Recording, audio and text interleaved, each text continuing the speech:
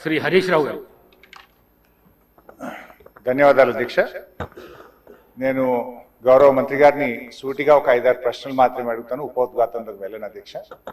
ముందుగా అసలు ఈ మూసీ మోడర్నైజేషన్ ప్రాజెక్టుకు ఎంత ఖర్చు అవుతుంది?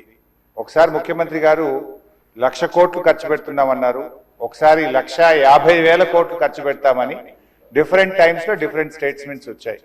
అసలు ఈ మూసీ ప్రాజెక్టు సుందరీకరణ మీద రాష్ట్ర ప్రభుత్వం ఎంత ఖర్చు పెట్టాలనుకుంటుంది? ఎందుకంటే ఒకవైపు పిల్లల స్కాలర్షిప్లు ఇవ్వమంటే డబ్బులు లేవు, కోసుక తింటారా అంటున్నారు, లేదా రిటైర్డ్ ఎంప్లాయీస్ కు డబ్బులు ఇవ్వండి అంటే డబ్బులు లేవంటున్నారు. మూసీ సుందరీకరణ మీద 1,00,000 కోట్ల 1,50,000 కోట్ల ఎంత ఖర్చు పెడతామనుకుంటుంది ప్రభుత్వం? సూటిగా సమాధానం చెప్పండి. 2, ఇప్పటి వరకు మూసీ సుందరీకరణలో ఎన్ని నివాసాలు కూల్చివేశారు? ఆ కూల్చివేసిన నివాసాలకు 2013 భూసేకరణ చట్టం కింద పాత ఇండ్లకు కంపెన్సేషన్ ఇచ్చారా? వేజ్ లాస్ ఇచ్చారా? లేదా సింపుల్ గా కేసీఆర్ గారు కట్టిన డబుల్ బెడ్రూమ్ ఇళ్లలో అసైన్మెంట్ చేసి పంపారా?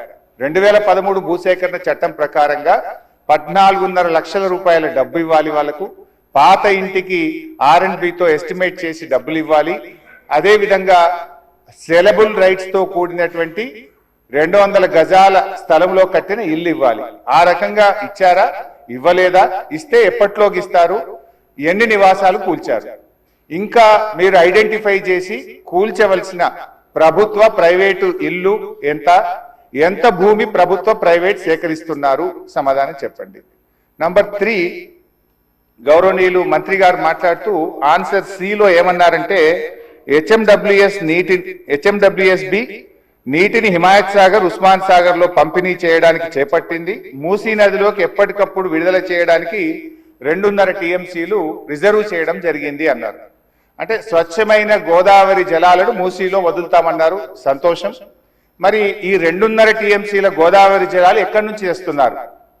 గత ప్రభుత్వం కాళేశ్వరంలో భాగంగా నిర్మించిన మల్లన్న సాగర్ నుంచి నీళ్లు మూసీకి తెస్తున్నారా? ఇంకెక్కడి నుంచైనా గాల్లో నుంచి తెస్తున్నారా? ఆ 2.5 టీఎంసీలు కాళేశ్వరం ప్రాజెక్టులోని మల్లన్న సాగర్ నుంచి వస్తున్నాయా? ఎక్కడి నుంచి వస్తున్నాయో సమాధానం చెప్పండి. తర్వాత అధ్యక్ష, ఈ మూసీ మీ నియోజకవర్గంలోని వికారాబాద్ నుంచి ఆ అనంతగిరి కొండల నుంచి స్టార్ట్ అవుతుంది. గత ప్రభుత్వం మూసీలోకి మురికి నీరు రాకుండా ఉండాలని దాదాపు 32 ఎస్టీపీలు కట్టాం. అందులో ఒకటి మన వికారాబాద్ దగ్గర కూడా ఒక ఎస్టీపీ కట్టాం. ఇవాళ ఆ ఎస్టీపీని మెయింటైన్ చేయక మోటార్లు బీకేసిండ్రు, గడ్డి పెరిగింది. ఆ ఎస్టీపీ ఫంక్షనల్ చేయక వికారాబాద్ మున్సిపాలిటీ మురికి నీరంతా ఈ రోజు మనం తాగుతున్న గండిపేట హిమాయత్ సాగర్ లోకి వస్తున్న విషయం ప్రభుత్వం దృష్టికి వచ్చిందా? ఆ ఎస్టీపీని ఎందుకు మెయింటైన్ చేయడం లేదు అని నేను అడుగుతా ఉన్నా. గత ప్రభుత్వ హయాంలో మేము మూసీలోకి మురికి నీరు రాకుండా ఉండాలని 32 ఎస్టీపీలు కట్టాం. మరొక 39 ఎస్టీపీలు కట్టడానికి కేంద్ర ప్రభుత్వానికి అమృత్ పథకం కింద మేము ప్రతిపాదనలు పంపాం. అవి మంజూరు వచ్చాయా? ప్రారంభించారా? ఏ దశలో ఉన్నాయో సమాధానం చెప్పండి. తర్వాత అధ్యక్ష, చివరి క్వశ్చన్, మరి మొన్న వరదలు వచ్చినప్పుడు మూసీ గేట్లు ఒకేసారి తెరిచి ఉద్దేశపూర్వకంగా ప్రజల ఇండ్లు మునిగిపోవాలి, రోడ్లు మునిగిపోవాలని ఈ ఉద్దేశపూర్వకంగా గేట్లు ఎత్తి ముంపు గురి చేసిన విషయం ప్రభుత్వం దృష్టికి వచ్చిందా? ఎందుకంటే పైన ఎంత వర్షం పడుతుంది, ఫ్లడ్ ఎంత ఉందో చూసుకొని ముందే గేట్లు కొద్దిగా ఎత్తితే స్లోగా గ్రాడ్యువల్ గా ఫ్లడ్ బయటకు పోతుంది.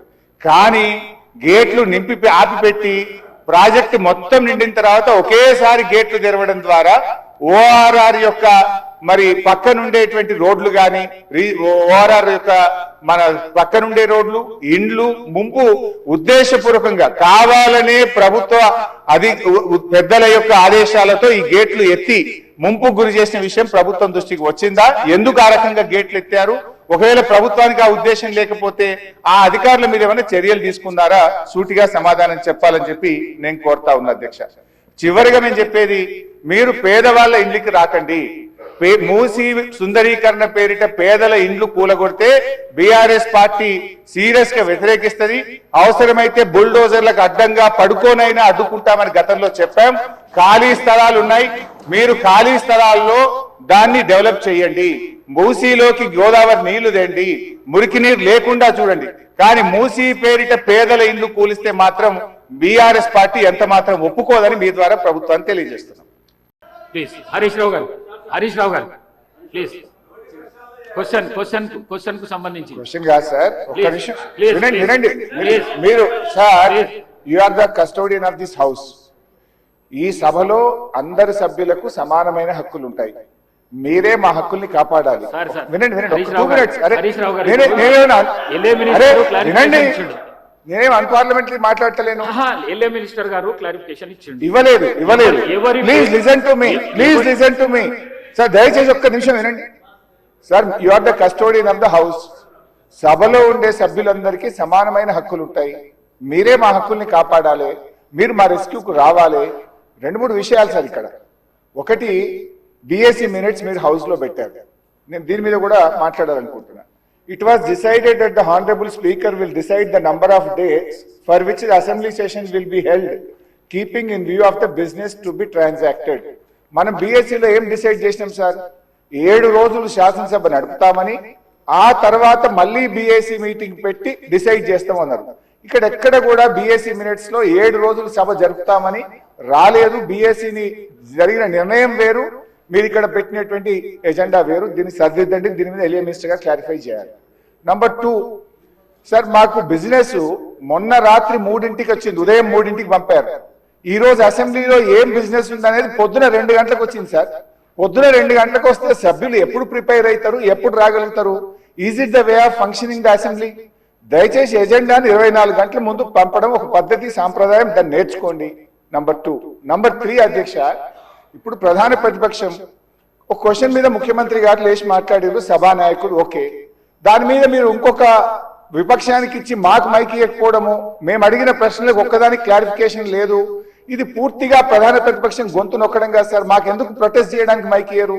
క్వశ్చన్ అవర్ లో ప్రొటెస్ట్ అనేటువంటిది ఆ పార్టీ యొక్క హక్కు సార్. సో అందువల్ల కైండ్లీ లీజన్, ఒక 2 నిమిషాలే ఇవ్వండి. Protest is our right, members right, rule book లో స్పష్టంగా ఉంది. మీరు మా దిక్కే చూడరు, మాకు మైక్ ఇవ్వడం అనేది కరెక్ట్ కాదు. ముఖ్యమంత్రి గారు మాట్లాడుతూ ఏం మాట్లాడింది సార్? ఇప్పుడు ఆయన మాటలు అసలు మూసి కంపు కంటే ముఖ్యమంత్రి గారి మాటల కంపు ఎక్కువ ఉన్నది సార్. అది వినడం చాలా కష్టం.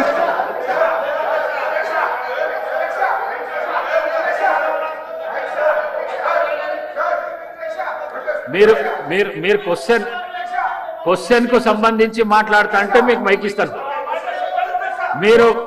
మీరు ముఖ్యమంత్రిని విమర్శిస్తా అంటే నేను మైక్ ఇవ్వను. ముఖ్యమంత్రిని విమర్శిస్తా అంటే మైక్ ఇవ్వను.